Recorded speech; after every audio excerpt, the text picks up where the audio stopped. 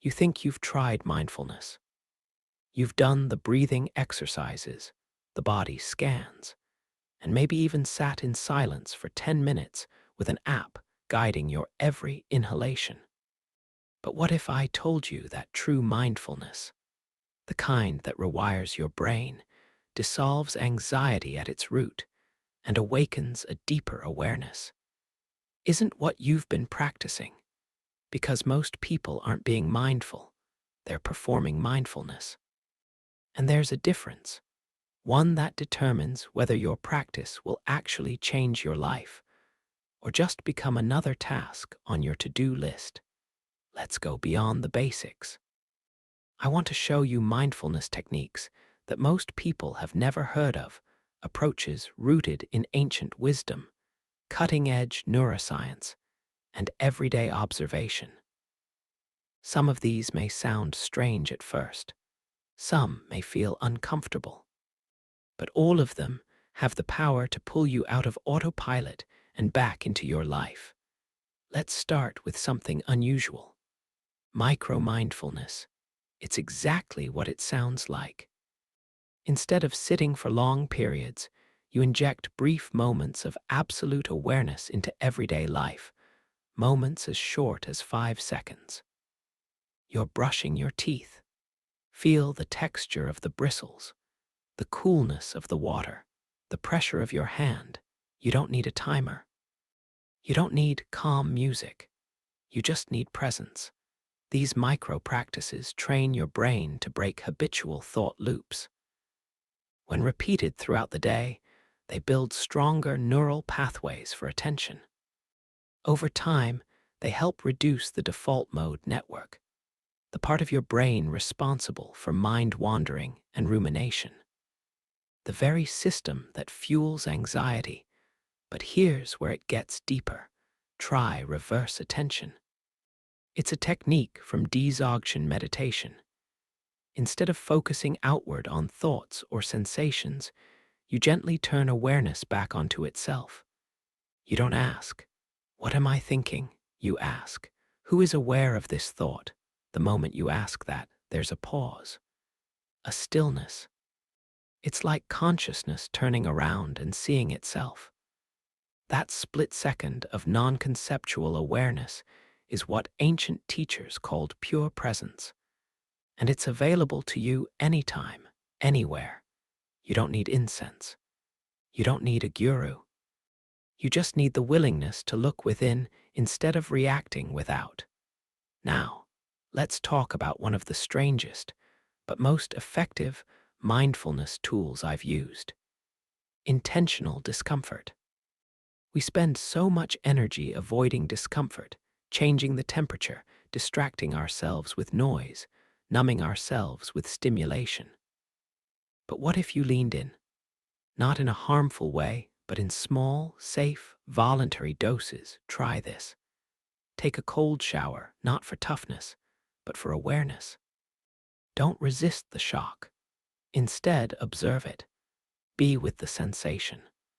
Notice the way your mind screams to escape and choose to stay for 5 more breaths.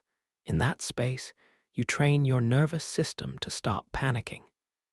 You're teaching your brain that discomfort isn't danger, it's data. And with this simple act, you build resilience, presence, and power. But mindfulness isn't just about attention. It's about the quality of that attention. This brings us to the next forgotten practice, or meditation. Most meditations shrink your focus, or expands it. Sit somewhere quiet. Recall the most breathtaking moment you've ever experienced. A mountain, a night sky, the sound of your child's first laugh. Let the feeling rise. Let it fill you. Now, here's the technique. Instead of thinking about the memory, feel the awe in your body. Where is it? Your chest, your gut, your eyes. Breathe into that space. Let the wonder spread. Awe changes brain chemistry. It increases oxytocin and reduces activity in the ego centers. It dissolves the illusion of separateness and reconnects you to something larger. Nature, the cosmos, life itself.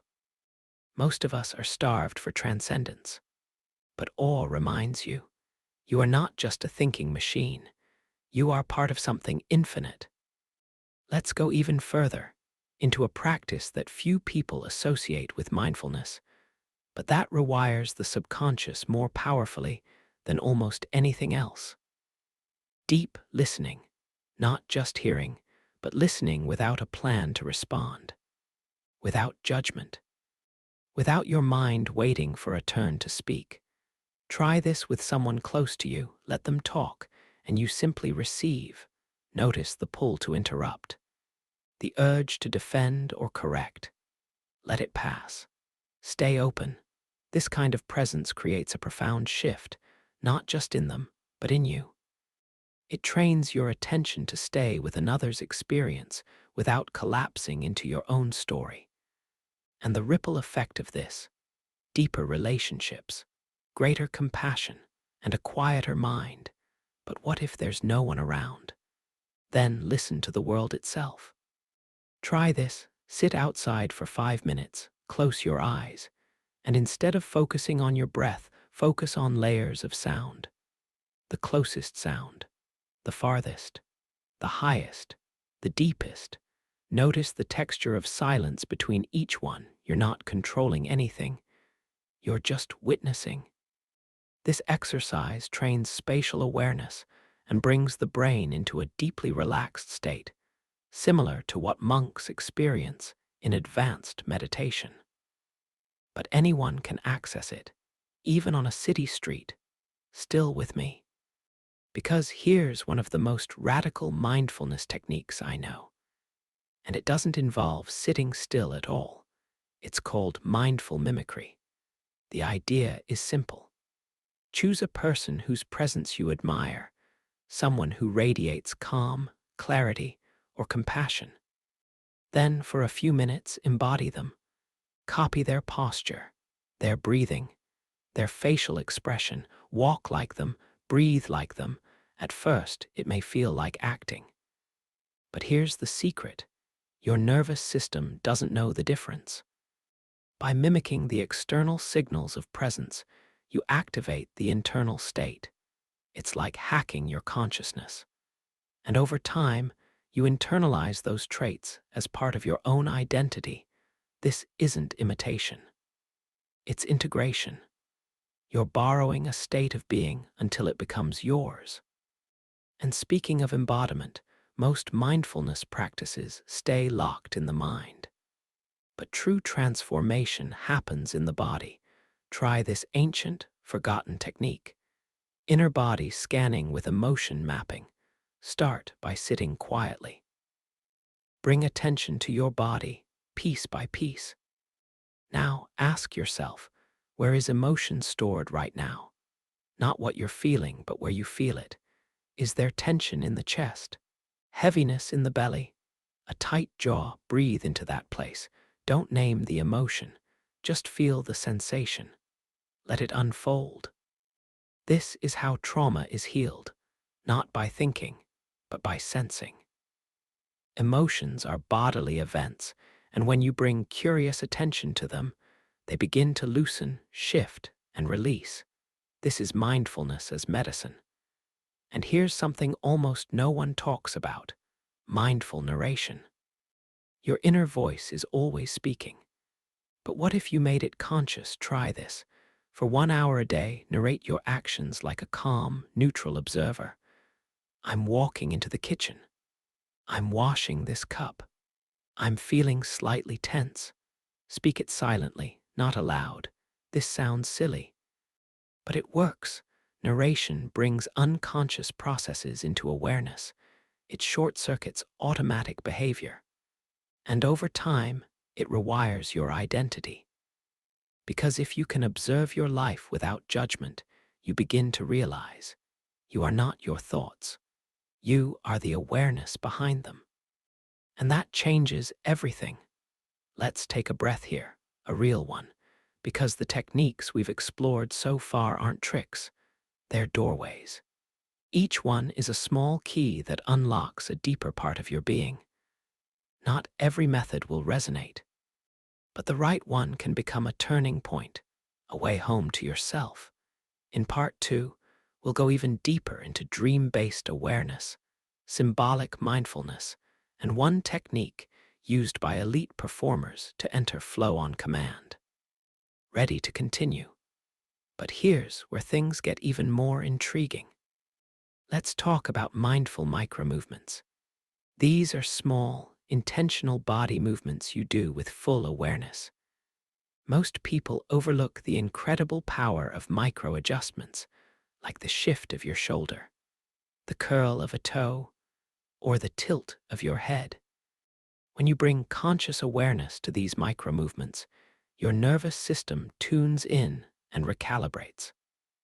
This grounds your mind and settles inner turbulence with surprising efficiency. Try it right now. Gently rotate your wrist while focusing completely on the sensation.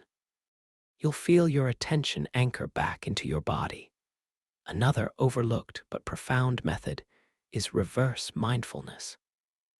Instead of being present in the moment, you intentionally zoom out, observing your thoughts, behaviors, and emotions from a higher vantage point. Think of it as stepping outside of yourself for a moment. This technique, often used in cognitive behavioral therapy, allows you to identify patterns and triggers with crystal clarity. You're not just being mindful, you're becoming the observer of your entire mental landscape. Now, let's go deeper. Have you ever heard of soundless listening? It's the practice of listening to the space between sounds. We're conditioned to react to what we hear, the beep, the voice, the notification. But what if you could become aware of the silence behind and beneath the noise?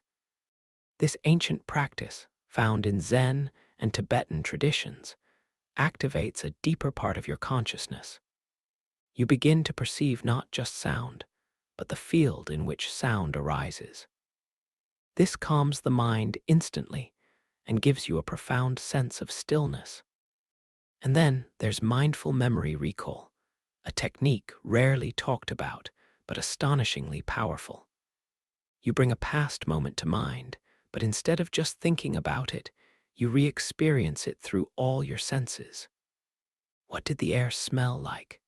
How did the sunlight hit the wall? What emotions were present?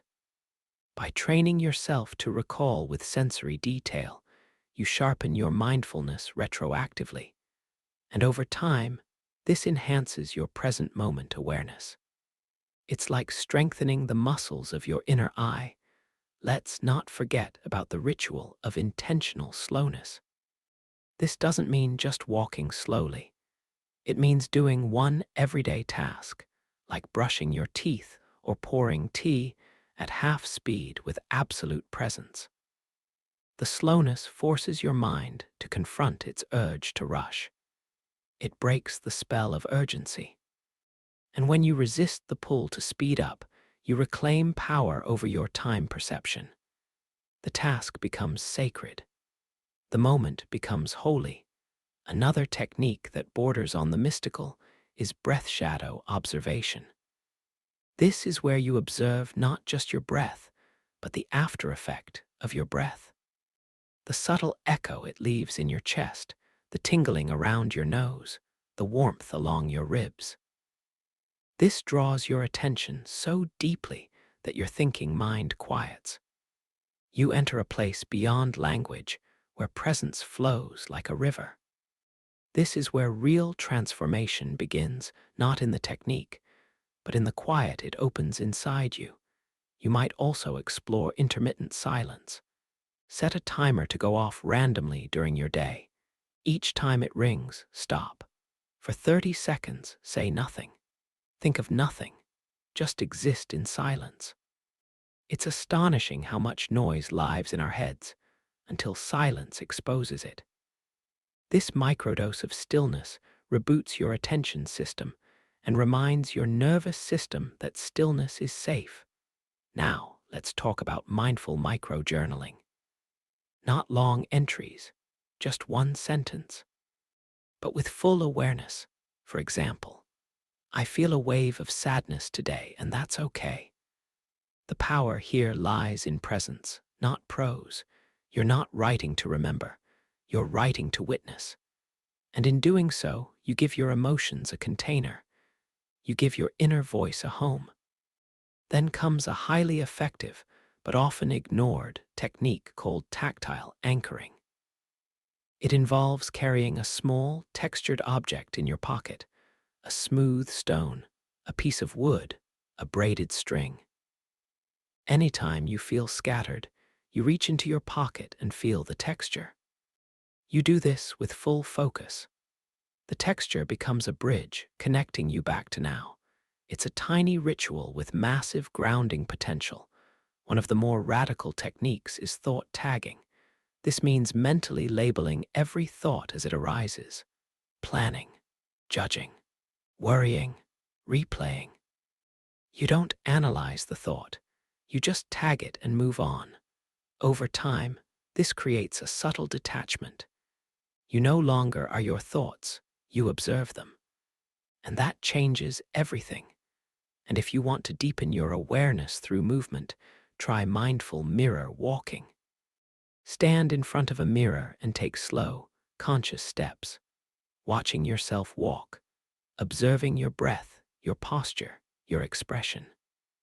It might sound odd, but confronting your reflection with presence dissolves self-judgment and reconnects you to your embodied self. You begin to see yourself not as an idea, but as a living, breathing presence. Now, here's one more. It's called mindful shadow tracking. At the end of the day, ask yourself, what part of myself did I ignore today? Maybe it was your anger, your playfulness, your sadness. Then take a few minutes to sit with that part, gently, without judgment. This form of mindfulness goes beyond awareness. It becomes integration, healing, wholeness. By now, you may realize something important. Mindfulness isn't a single practice. It's a language, a silent, subtle dialogue between your mind and the present moment. And there are dozens of dialects. You don't need to sit on a cushion for 20 minutes to be mindful. You can breathe between sentences. You can notice the pause before a response. You can choose stillness while the world rushes around you. So the real question is, what haven't you tried yet? What door remains unopened in your daily experience? Let this video be an invitation to try something new. Pick just one technique from today's list and make it your practice for the next 3 days. See what shifts. See how it shapes your state of mind. And if one doesn't work for you, try another. Mindfulness is personal. It's not about perfection.